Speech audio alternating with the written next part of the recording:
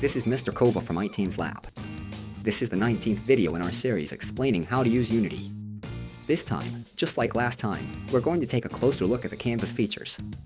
In the previous video, we only changed the text a little bit, but this time, I want to show you how to fully update the on-screen score from a script. We'll be continuing from the previous file, so if you haven't watched videos 17 and 18 yet, please check those out first. Alright, if you're ready, let's get started. Yes, last time, like this, I put text and other things on the canvas, and when I pressed the spacebar, the text changed. When you press the spacebar, it changes. So this time, since I've made something called a score, I'd like to try something like a program that displays the score here. We're going to reuse the script from last time, so let's open up the text change script. First, let's create a variable for the score.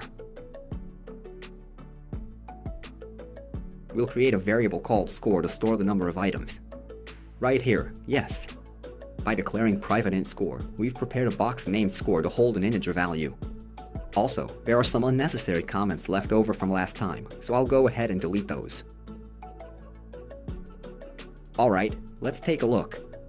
So, with this private int score, what I want to do now is have the script keep track of the score, and then update that score here.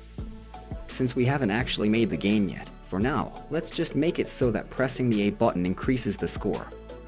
So, we'll use if input.getKeyDown, keycode.a for this. This means that when you press the A button, something will happen. Now, for the score, using the score variable we created earlier, this time, I'm going to introduce a new way of writing things, the double plus, or plus plus. When you write plus plus, it increases the value by 1 each time.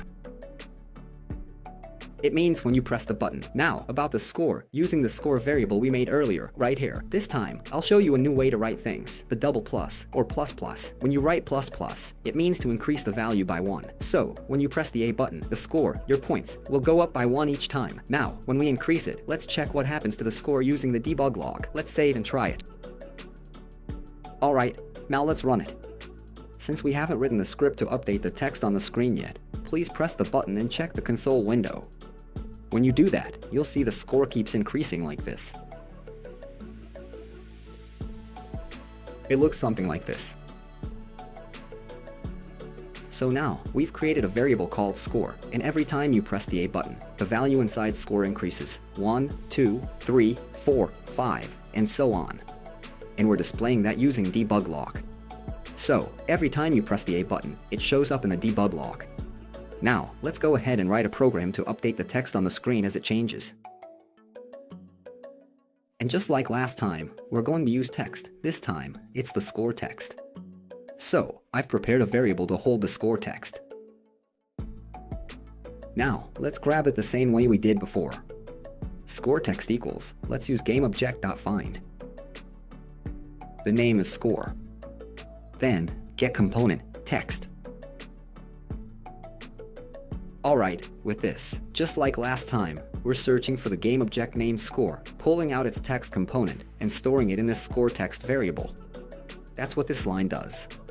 Right here, we're looking for the one called score from among these. And once it's found, we use getComponent.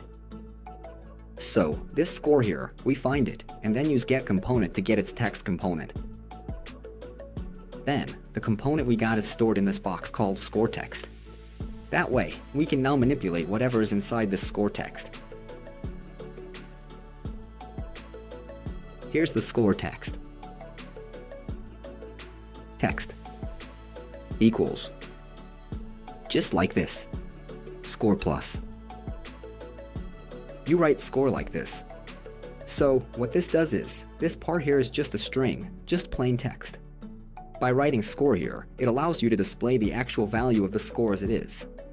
So let's try it out as is. I'll save and play it. Alright. Now, when you actually press the A button, you'll see that the score here increases. The more you press the A button, the higher the score gets, and it keeps updating like that. So, this time. This might be a little hard to understand, so let me explain a little bit. Yes, it's right here. This score, this character string. This character string is here, and I try to rewrite it every time, but this score and the colons and dots, you don't need to rewrite them. I just want to rewrite this number, so here, you write up to here every time. And then after that, write the number that's in the score variable, something like that, in the program. That's how it's set up. Alright, everyone, great job. How did you find today's content? In this video, we tried rewriting the score. Some of you might still be a bit unsure about how to rewrite the score or how to use the canvas, but getting used to it is really important. I encourage you all to actually try displaying the score yourselves and make programs like that. Also, try not to focus too much on making everything perfect. I think it's important not to aim for perfection right away. It takes time to be able to make the programs you want in Unity. It actually takes quite a bit of time. So, you really need to practice, and I think it's important to just keep making simple programs one after another. Next time, we'll use this score feature to try adding a scoring system to a simple game. Alright, see you in the next video. Bye bye.